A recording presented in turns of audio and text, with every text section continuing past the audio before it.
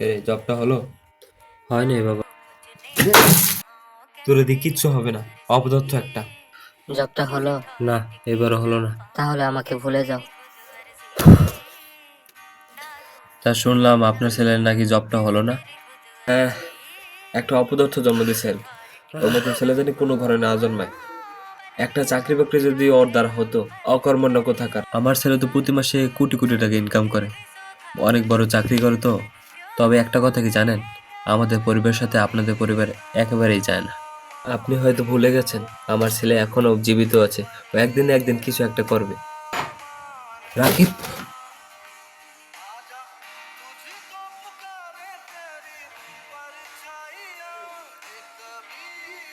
কি হলো? সব ঠিক আছে তো? থ্যাংক ইউ আঙ্কেল, আমার জীবন বাঁচানোর জন্য।